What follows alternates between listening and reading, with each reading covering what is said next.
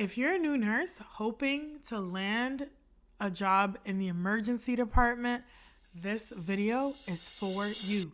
And I'm super excited because I want to share my story about how I got hired as a nursing student 20 years ago in the ER. And I'll also share 2 client stories that I personally helped get into the emergency department. I'm Dr. Farah Laurent. I've helped over 200 nurses land their dream role in the emergency department, the ICU, labor and delivery, NICU, psych, you name it. And it's also possible for you. So it is possible. Watch till the end. I'm so excited to get into this because ER is my jam. And I know it is yours too. That's why you're watching. So let me help you out. Number 1, can you handle the emergency department? Many nurses think they really want critical care. Some consider the ICU, some the ER. But is the ER really for you? Do you have the personality for it? And are you able to adapt to that fast-paced environment? So many things going on. Have to make quick decisions, learn how to prioritize and handle emergencies from moment to moment while all keeping your calm. And that is the essence of a true ER nurse. The reason I say we're the most badass ER nurses around, it's because the ER does not shut down. It doesn't close. Once the ICU is filled, it's filled. Once med-surg is filled, it's filled. They can no longer take any other patients. But it is very different in the ER. Not only do you have ambulances that come in, you have people walking in. Literally, it is bustling and hustling at all times. You cannot shut the doors. You have to make space. You have to move quickly, be adaptable, and constantly be thinking, what's next? How do I make space? What if a next emergency comes in? What if a stroke comes in? An ST elevation MI comes in? What do I do? While still keeping an eye also in that waiting room to monitor those people that are there. That's number 1. Number 2, what type of ER do you want to work in? If you are in a rural area, you're probably going to be in a community-based hospital, or maybe if you like the trauma, the action. I used to love watching life trauma in the ER. That's what got me excited about the emergency department. And I'm like, that's the type of nurse I want to be. I knew that I loved trauma and I wanted to be in a level 1 trauma center, which is very critical, high acuity patients, fast-paced, moving. A lot of times we're getting about 200 or more patients a day, depending if you are in a big city like New York City or, LA, Los Angeles area. It depends. So you need to figure out what type of ER you want to be in. So comment below, what type of ER do you want to work in and what excites you most about the ER? I'd love to know in the comment. And then my story is, in nursing school, I had a clinical instructor that was an ER nurse. I absolutely loved her. She had great energy, and she actually worked in Michigan. I went to school in Canada, right across Michigan, in a small city called Windsor, Ontario. Went to the University of Windsor, and I was like, I love this clinical instructor. I want to be an ER nurse too. And of course, watching that show solidified that I belonged in the ER, and I absolutely loved it, and nobody could tell me anything, nothing. I hated med-surg. I wanted nothing to do with med-surg.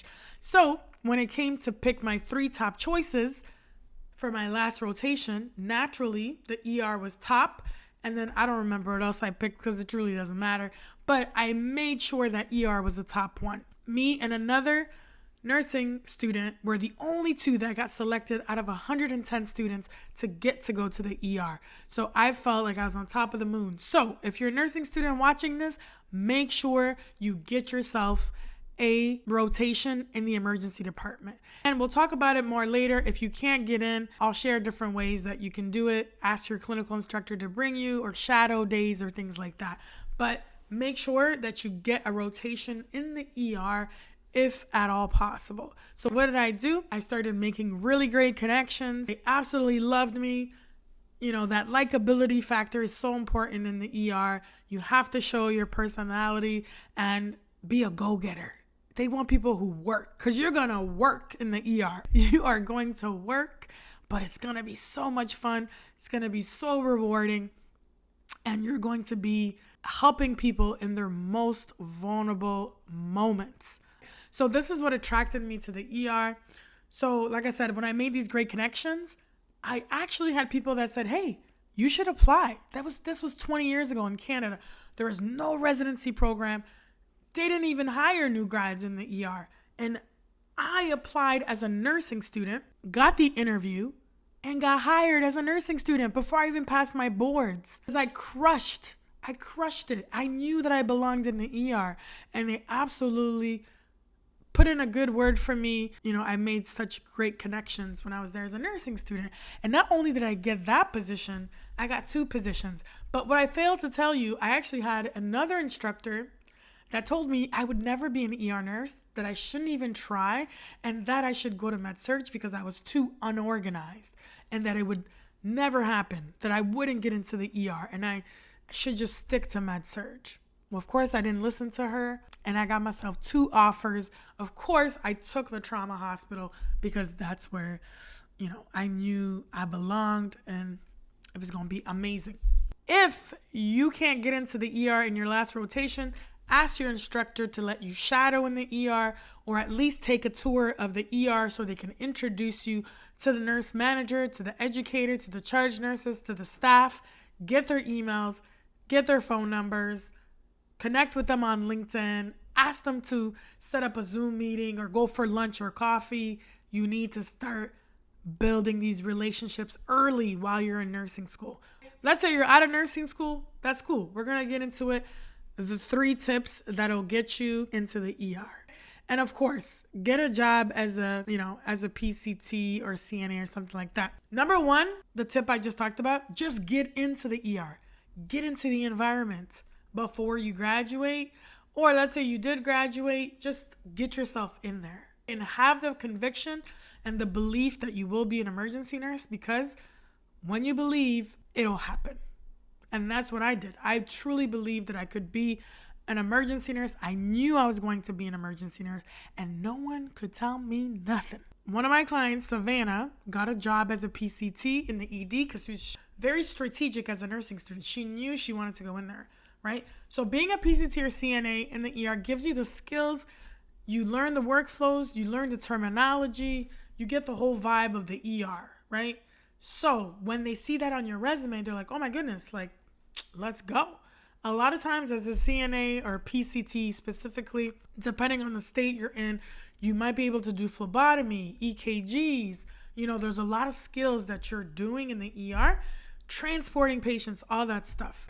Next, if you have a background as an EMT or EMS, or in the military, maybe as a medic or firefighter background, if you're a second career nurse, these are all things to bring up in the interview or when you're talking to the recruiter to get to that interview stage. The other thing you could do is just volunteer in the ER. Once you're in the HR system as a volunteer, it'll be easy to transition if you want to get a job there. Plus, you're already in there. You can start making connections, talking to people, right? So volunteer. You could be a transporter. You could be a registration clerk where you're registering patients. That's a job that you can have. And simply just get in there. Let's say you're a new grad and you're like, you know what? I didn't get the opportunity to work in the ER. Didn't have any clinicals there. Still try to get some shadow days. Pick up the phone. Make some phone calls. Talk to your professors. Talk to your clinical instructors. Show up in the ER. Be bold. Be like, hey, I just graduated. I would absolutely love to work here. This is my dream job. Can you let me shadow a nurse for a day? See what they say. There's no shame in the game. You gotta be bold and go after what you want. That's what I did. That's what Savannah did.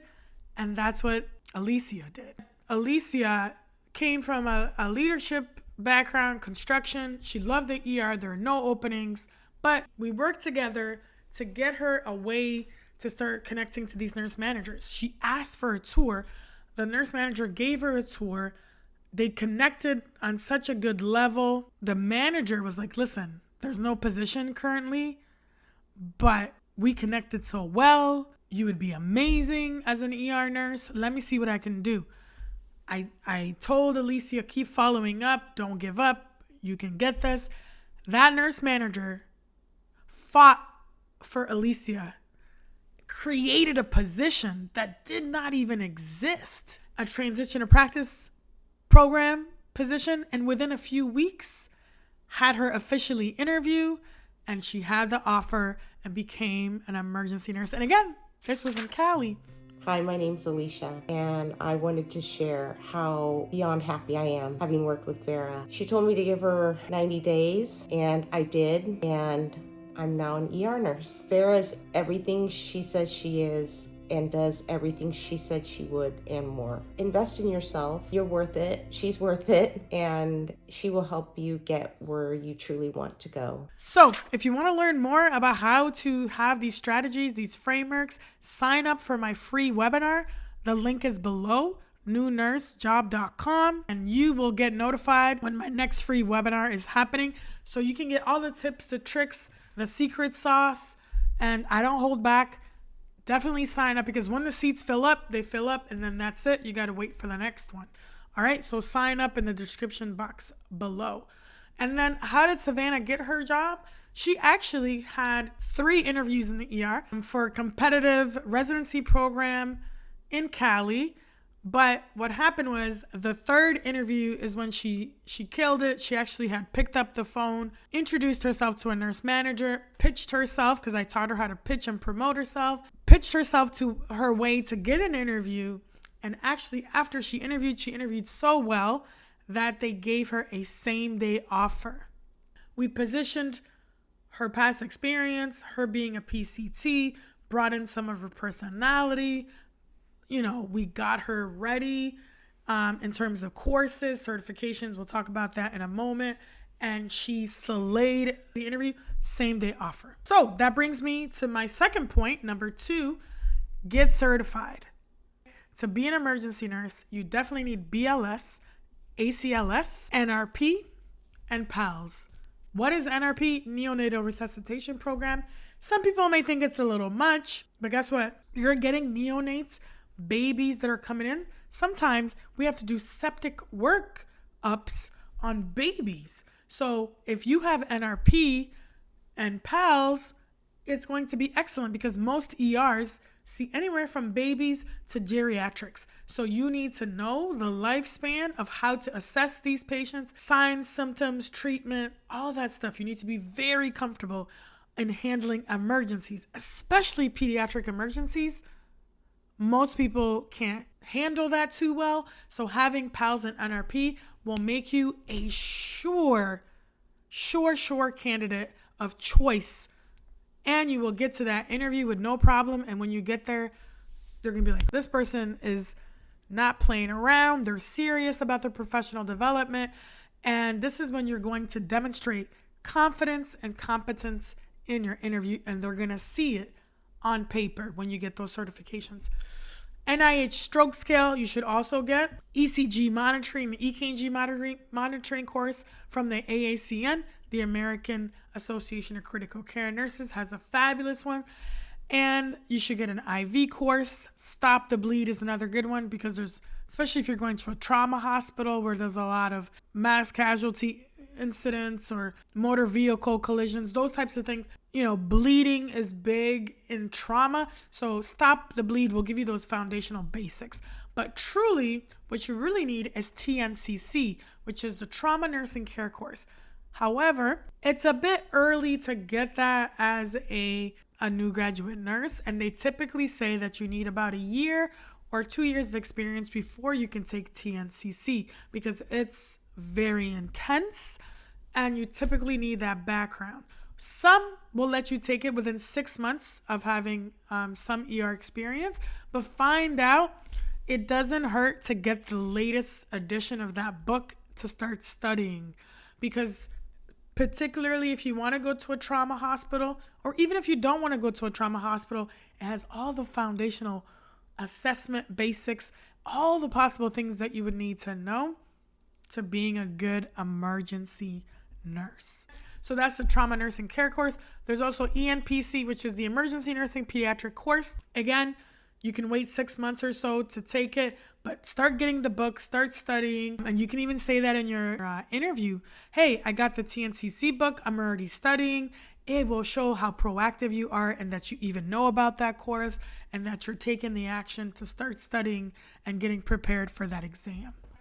And then number 3, join the Emergency Nurses Association. It's the association for emergency nurses.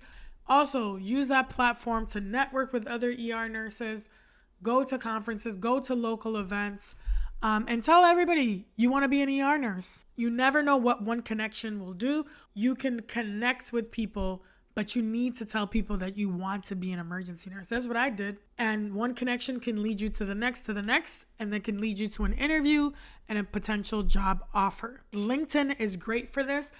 I preach LinkedIn all the time. Check out my videos on LinkedIn, how to set up your profile, how to network, and how to reach out to recruiters and hiring managers so that you can get yourself in the ED. And then, of course, being a member of the Emergency Nurses Association looks great on your resume. You can put that, you could say you're a member, you could put it on your cover letter, speak about it in your interview. And then, of course, there's a ton of courses that you can take on the ENA website. Some are free, some are paid. Look into that, because when you rack up your skills, all of these courses, certifications, the more likely you are to get hired into the ED. And then get yourself some mentors, preferably emergency nurse mentors, and start reaching out to nurse managers and recruiters early, whether that's during your clinicals, reaching out to professors or other clinical instructors that you know that can connect you to hiring managers or recruiters, or using LinkedIn as a tool. So yeah, I want you to be successful. I want you to have that excitement of getting what you want, being an emergency nurse, because it's not easy, but we need the right people in the emergency department. And I know if you believe and you do everything that I told you, come to my free webinar. I will give you the tools that you need to be successful. And I want you to also be able to get your dream role in the ER.